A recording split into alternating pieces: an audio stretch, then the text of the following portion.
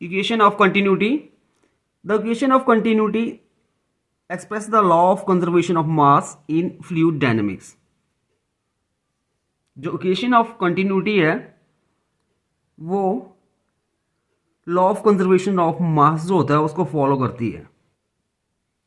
इसके लिए हमने कंसिडर कर ली एक ट्यूब जिसमें से लिक्विड या फ्लूइड जो है फ्लो कर रहा है और जिसका varying area of cross section है.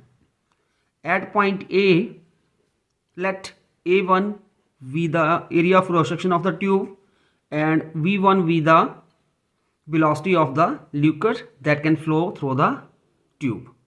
And here at point A, rho 1 is the density of the liquid, and point B, the area of cross section is A2 and velocity of the fluid is V2 and density of the fluid is rho 2.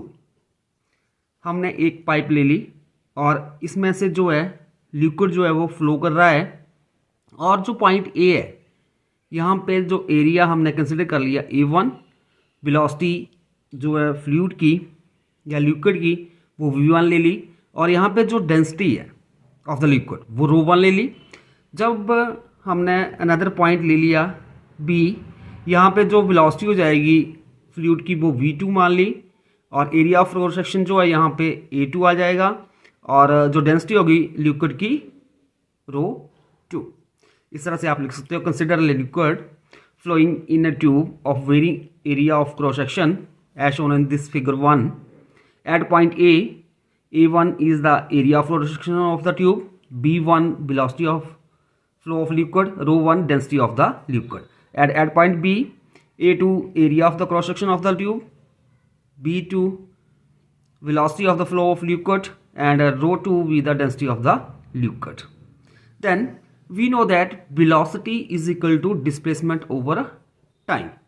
So जो distance travel करेगा liquid at point A in time del t is given by the distance traveled by the liquid at A in time del t is given by V1 velocity है liquid की और time है del t.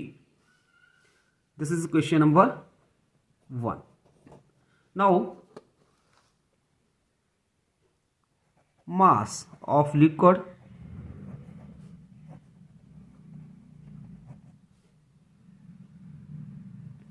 Crossing the area A1 in time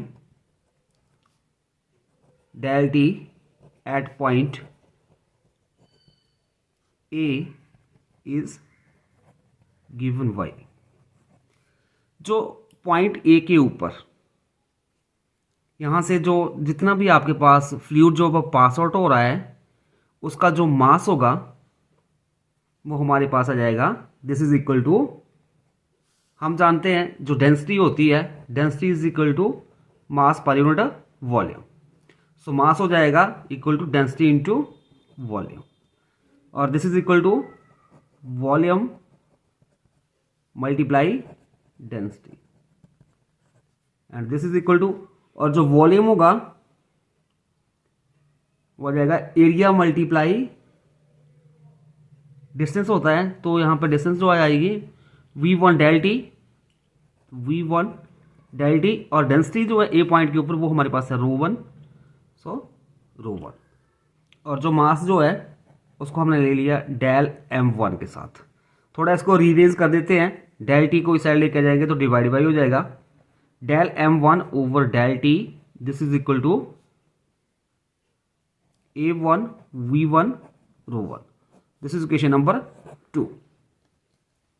Now, similarly, mass flux at point B. इसी तरह से हम जो mass flux होगा B पॉइंट के ऊपर वो हम निकाल लेंगे. Similarly,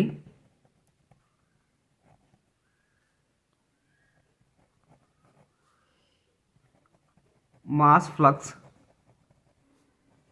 at point B is given by, और जो ये रेशियो है हमारे पास del m1 over del t, ये क्या आ जाएगा हमारे पास, this is known as mass flux at point A. इसी तरह से हम बी पॉइंट के ऊपर निकालेंगे मास फ्लक्स, वो आ जाएगा del m2 over del T, this is equal to a2 v2 rho 2। This is question number 3। Since there is no sink or source, that is no liquid is leaving or entering in between point A and B, therefore mass flux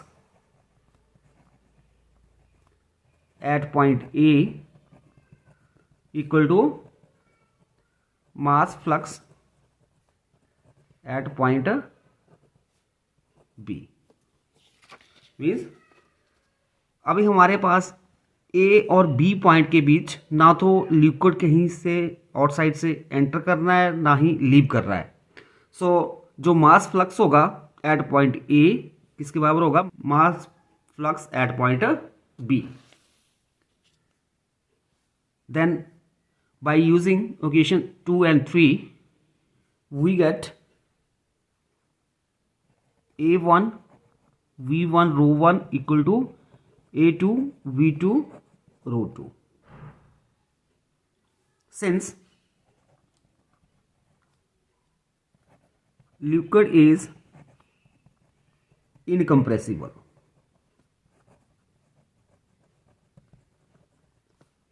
that is अगर liquid incompressible है तो हमारे पास जो density होगी eight point ए और B के ऊपर वो इक्वल होगी, that is rho 1 equal to rho 2 is equal to rho से।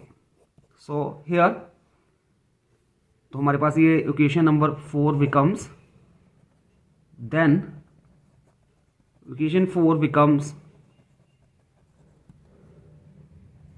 A1 V1 rho equal to A2 V2 rho के साथ रो कैंसिल हो जाएगा, we have left with A1 V1 equal to A2 V2।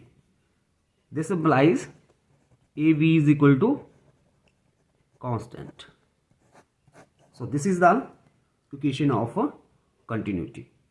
This is question number 5 and this is the equation of continuity. From here we conclude that if area is larger than speed of liquid is smaller and vice versa, means अगर area ज़्यादा होगा speed liquid की कम होगी, अगर area कम होगा speed जो है liquid की ज़्यादा होगी।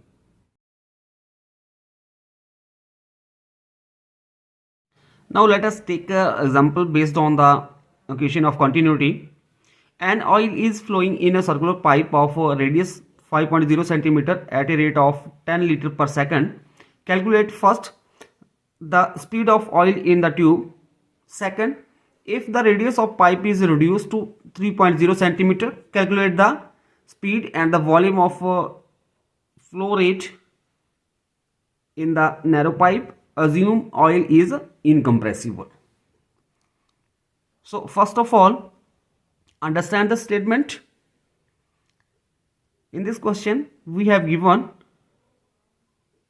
a narrow pipe whose radius is 5 centimeter, means हमारे पास एक पाइप गिवन है और उसका जो रेडियस है हमारे पास 5.0 सेंटीमीटर है, और इस पाइप में से जो लिक्विड फ्लो कर रहा है वो कितना कर रहा है, 10 litre in 1 second, 10 litre per second. First part में हमने speed of oil in the tube, जो ऑयल इस ट्यूब में से फ्लो करेगा उसकी हमने क्या निकालनी है, स्पीड निकालनी, मतलब v निकालना है। ठीक है, फिर सेकंड पार्ट में दिया है, अगर हम जो ये पाइप है इसका रेडियस जो है, जो पाइप है इसका रेडियस जो है उसको हम कर देते हैं 3.0 सेंटीमीटर।